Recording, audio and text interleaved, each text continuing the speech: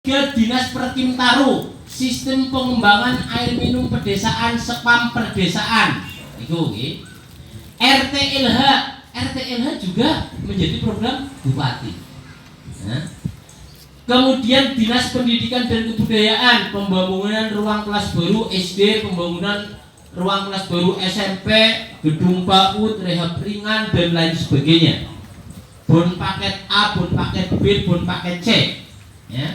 Ya. Kemudian Dinas Sosial. Dinas Sosial ini juga ada program bantuan pangan orang tua. Kemudian bantuan alat-alat difabel, alat bantu dengar, alat kursi roda, alat kaki palsu, tepat lutut, protesa jempol palsu, tangan palsu, protesa jari palsu, walker besi, alat bantu tangan, alat bantu kaki, tongkat jalan bagi tunanetra. Ini Dinas Sosial. Kemudian yang keenam adalah Dinas Pariwisata, Pemuda dan Olahraga. Di sini ada lapangan sepak bola, satu unitnya 200 juta. Nah, Bapak sekalian saya hormati, dari ketujuh bidang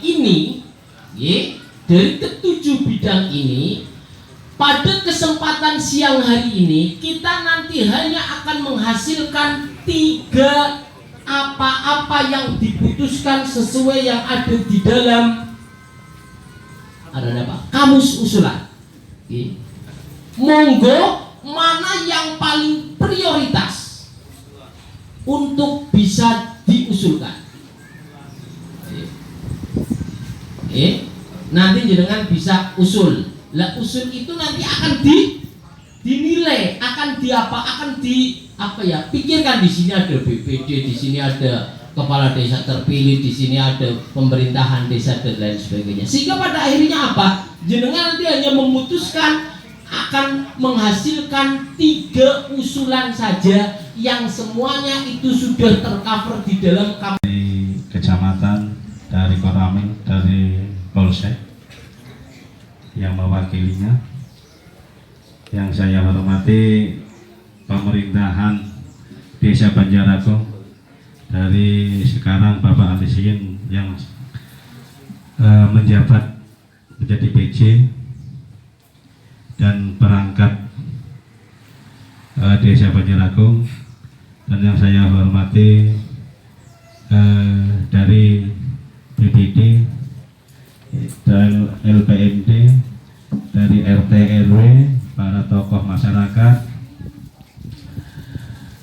dan yang saya hormati para hadirin masyarakat Banjaragung. Marilah pertama-tama kita panjatkan puji syukur kehadirat Allah Subhanahu wa Ta'ala yang telah memberikan nikmat kepada kita semua, sehingga kita bisa menikmati kebersamaan, berkumpul, bermusyawarah untuk tahun ke depan, yaitu tahun 2021, untuk yang intinya juga ini ada kesempatan untuk bisa memilih walaupun sedikit, istilahnya ada dana PIK. Mudah-mudahan ini juga akan menjadi tambahan amunisi untuk membangun desa kita. Sholawat serta salam mari kita aturkan ke junjungan kita Nabi Agung Muhammad Sallallahu Alaihi Wasallam yang kita nantikan sahabatnya nanti di yaumil akhir. Yang pertama tadi udah dijelaskan bahwa kita rembuk, tapi yang bisa dirembuk tidak bisa lepas dari rumusan yang udah tertera, dan rumusan itu juga paling maksimal ada 3 item. Yang bingungnya lagi tadi PJ, karena saya juga tidak tahu persis, semuanya ada bisa dibiayai oleh APBDes, yaitu ADD atau DD atau juga dari pendapatan desa. Tapi saya akan mengusulkan bagaimanapun juga, dan saya menanyakan, yang pertama usulan saya kayak pelatihan oke, bisa didanai oleh ADD, tapi apakah kalau misalnya dari PIK itu mengusulkan terus karena kurang dari APBD bisa apa enggak? Jadi kalau memang bisa, kenapa kita tidak bisa double? Misalnya sedulur, saya itu akan mengusulkan pelatihan jahit itu saya pengen memperdayakan. Ini karena harus 3 pilihan. Jadi saya pribadi dan rembukan dengan teman-teman itu pelatihan. Tapi pelatihan ini penjahit. Saya sasarannya untuk ibu-ibu PKK. Jadi saya punya wacana, kenapa saya mengambil pelatihan. Kemarin yang udah ada pelatihan dan juga udah ada mesin itu saya pengen mengoptimalkan barang yang udah ada kita manfaatkan. Saya punya pemikiran gini, kenapa saya ini pelatihan jahit, yang kemarin sudah latihan itu dilatih lagi supaya bisa memproduk. Setelah itu mesin yang udah ada bisa dimanfaatkan untuk melaksanakan atau menjadi istilahnya mempekerjakan yang sudah dilatih. Lah nanti pekerjaannya desa yang harus mengorder. Misalnya ada penjahit 10 di sini, ibu-ibu PKK. Nanti tidak mesin jahit tidak dibawa pulang, tapi kita di kumpulan di desa, ibu-ibu PKK yang udah bisa menjahit nanti di kumpulan di desa, terus nanti desa mencari order untuk bisa mempekerjakan PKK, anggota PKK yang udah terlatih, yang udah bisa. Jadi seolah-olah kita desa nanti PKK bisa menerima orderan jagarmen atau penjahit perusahaan dari luar.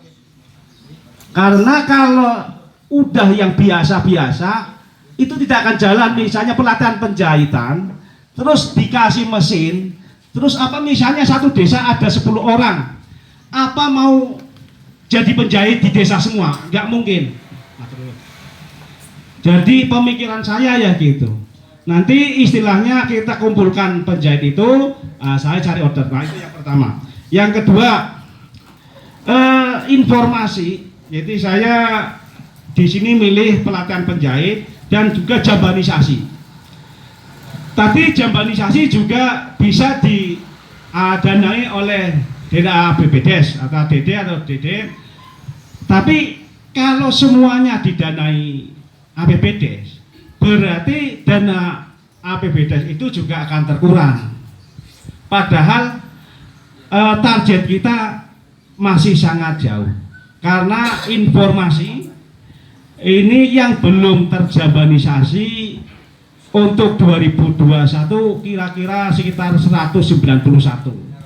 Dari 2020 informasinya 391, 2020 ini ada anggaran APBDes 100, berarti untuk 2021 kalau bisa saya mengajukan lagi 100, insya Allah di 2022 tinggal 91. Nah ini kalau memang karena target Bu Umi 20.021 itu harus sudah selesai.